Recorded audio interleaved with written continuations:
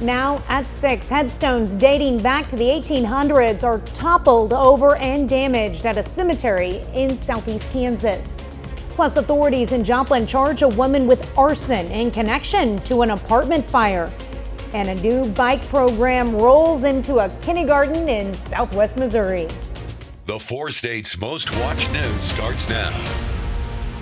Rain rolls into the 4 states. How much can we expect and how long will it last? This is KOAM News at 6.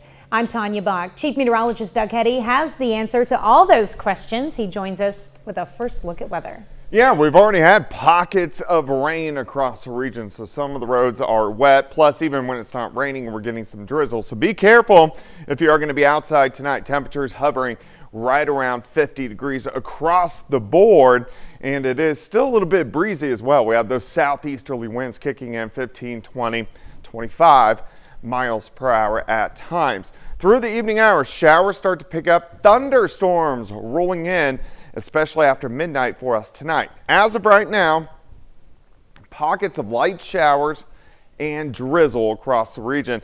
Most of the action really gets going after midnight. Let's go to 9:30. Hit and miss showers across the region.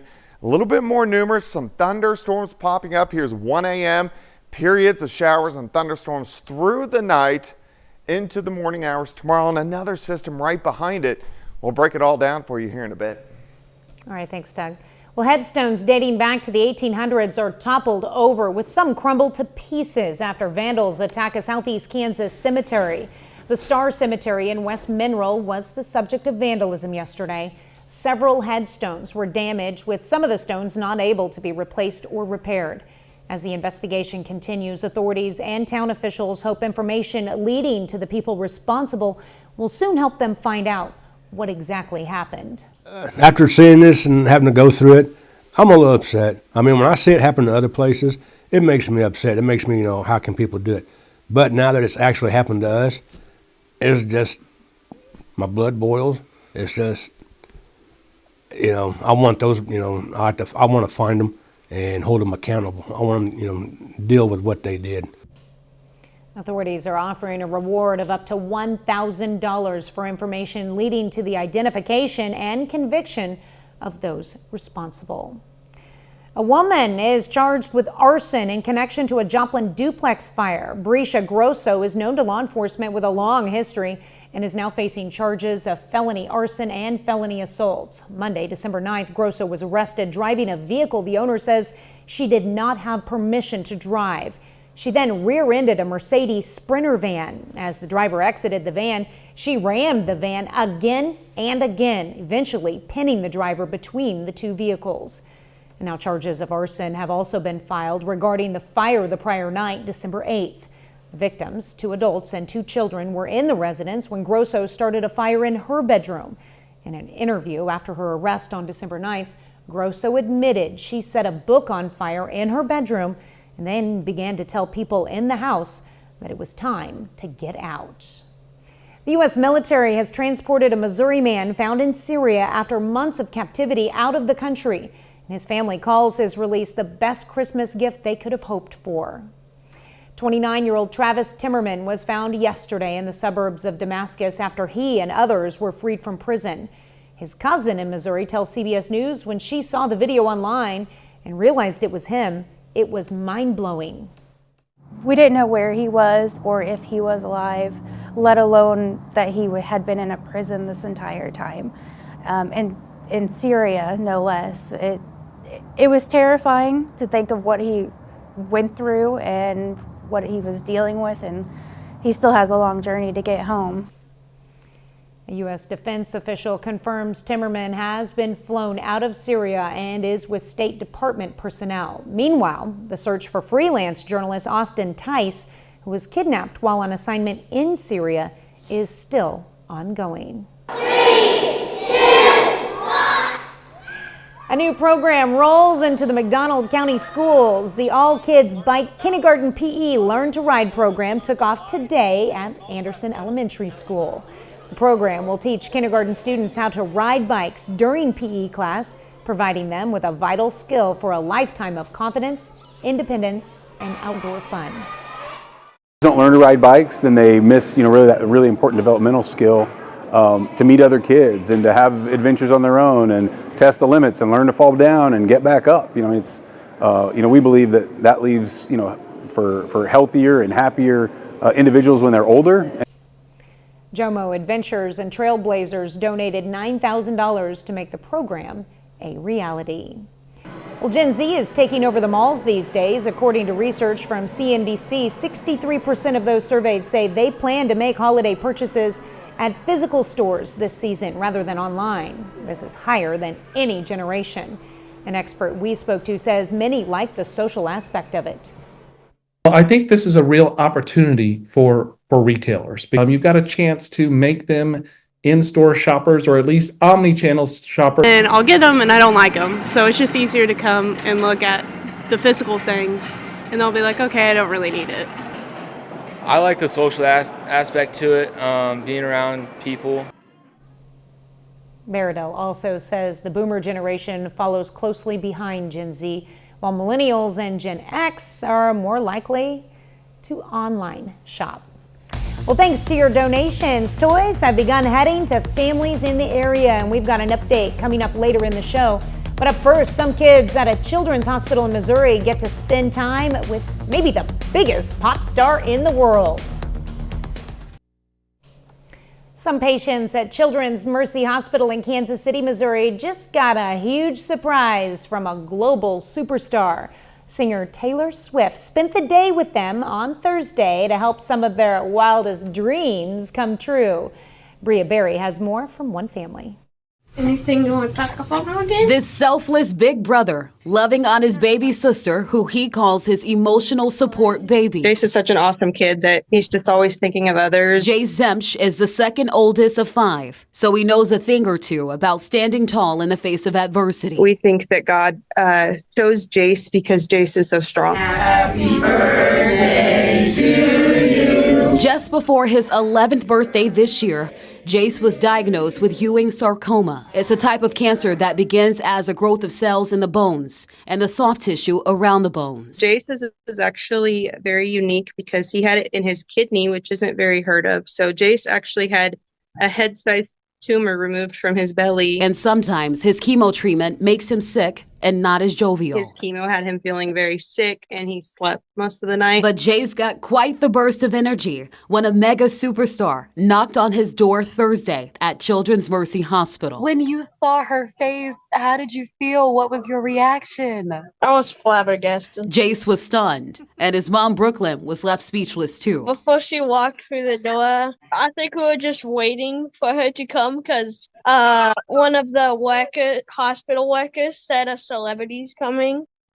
And then they told us it was Taylor Swift. Taylor Swift herself shaking Jace's hand and lying next to him. And Jace says Taylor's warmth and hugs gave him an early Christmas gift from Santa. It was a once-in-a-lifetime experience being here. It was awesome, and it really made his hospital stay a lot, I think, better this time. Well, Swift has become somewhat of a regular in Kansas City and around Arrowhead Stadium. She's attended several Chiefs games this year to support boyfriend and Chiefs star Travis Kelce. Swift also celebrates her 35th birthday today. I did not know that. A little later, kiddos at a Carthage Elementary School get an early Christmas present. And showers and thunderstorms increasing tonight. Details coming up.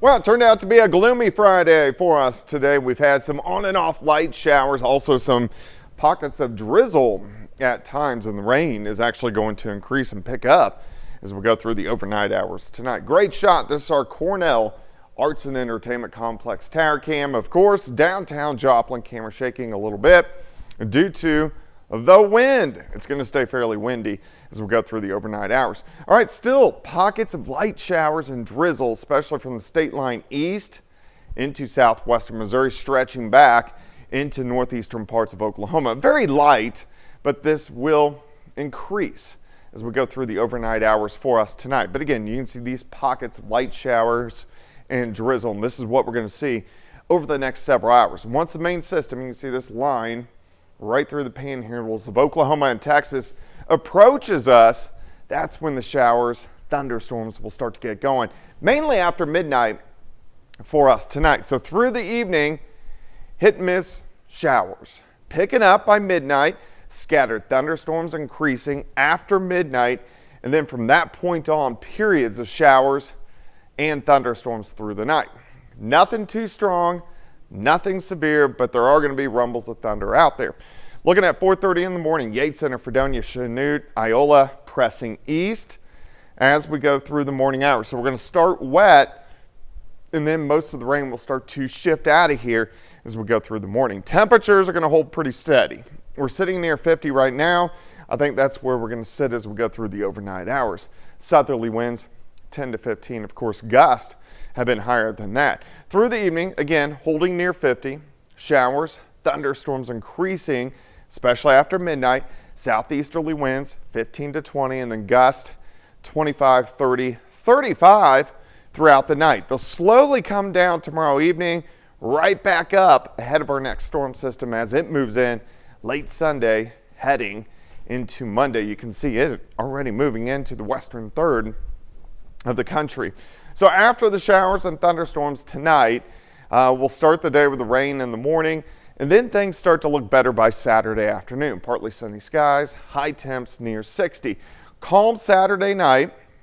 We are going to get some clouds in here late. Temperatures kind of cold, mid-30s, but Sunday looks great.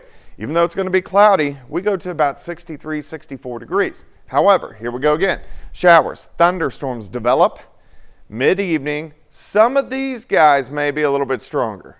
We may see a couple low-grade severe storms late in the overnight hours, Sunday night into Monday morning. So we'll have to keep our eyes on that. Rainfall with the system, the first system, fairly light, maybe 2/10, maybe 3/10, maybe an isolated half-inch amount out of this storm system rotating through. Temperature's great, 60 tomorrow, 64 on Sunday, but dodging the rain in the morning. Sunday overall looks good. Thunderstorms Sunday night into Monday morning. Showers right back in late Tuesday into Wednesday morning, and then cooling down by late next week. Yeah, not really looking forward to temperatures back in the 20s and teens at night. Yeah, but it's December.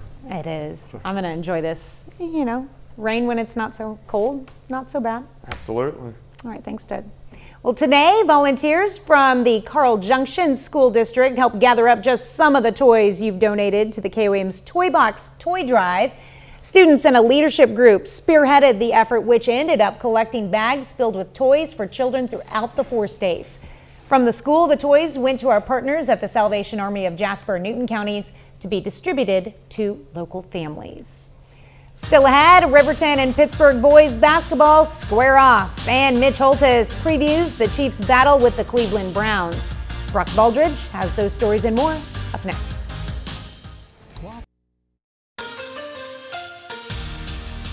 High school basketball season from around the 4 states continues to heat up. Tonight, the Pittsburgh Purple Dragons play in their first home game of the year. Riverton makes the short trip up to Pittsburgh High School. The Rams went to the Class 3A state tournament last season. They are already 2-0 so far this year. Pittsburgh was just 1 win away from the 5A state tournament last year. They lost their season opener this year to the Joplin Eagles.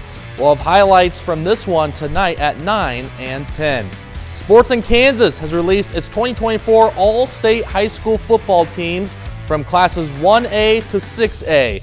Here are the local players to receive first-team All-State honors, starting in Class 1A, Braden Nation and Ryan Broyles from Jayhawk Lynn, and 2 Colgan Panthers offensive lineman Michael Westhoff and defensive back Anthony Schrimmer.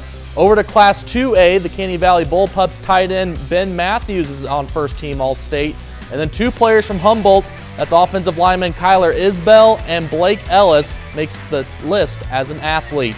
In Class 3A, 3 Frontenac Raiders are first-team honorees. That's running back Gavin Watoon, tight end Jaden Houghton, and defensive back Wyatt Frazier. 2 Columbus Titans are featured as well, offensive lineman Carter Henry and defensive back Jace Midget. Gerard Scott Moore makes the list as an athlete, and Jacob Grant from Baxter Springs is first-team kicker. Then in Class 4A, 7 of our local players get first team All-State. Labette County running back Jamal Jackson, along with 2 players from Coffeyville, that would be Keaton Jones and Aaron Tunstall. Offensive lineman Luke Harris from Fort Scott, and 3 Chanute Blue Comets are on the first team as well. That's Cade Small, Elliott Stevenson, and Quentin Harding. Lastly, in Class 5A, 1 Pittsburgh Purple Dragon is first team All-State. That would be Damaris Harty. Over to pro football, the Kansas City Chiefs go on the road to take on the Cleveland Browns this Sunday. A bit of a homecoming for Travis Kelce. More on that on this week's Minute with Mitch.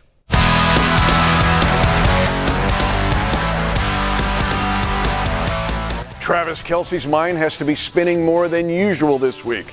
Oh yeah, he's played 10,895 snaps in his career. He has over 12,000 receiving yards. And now he's got an all-time NFL record for all pass catchers with 9 consecutive seasons with at least 80 receptions. But this week, Kelce's going home to Cleveland to play the Browns this Sunday in his hometown.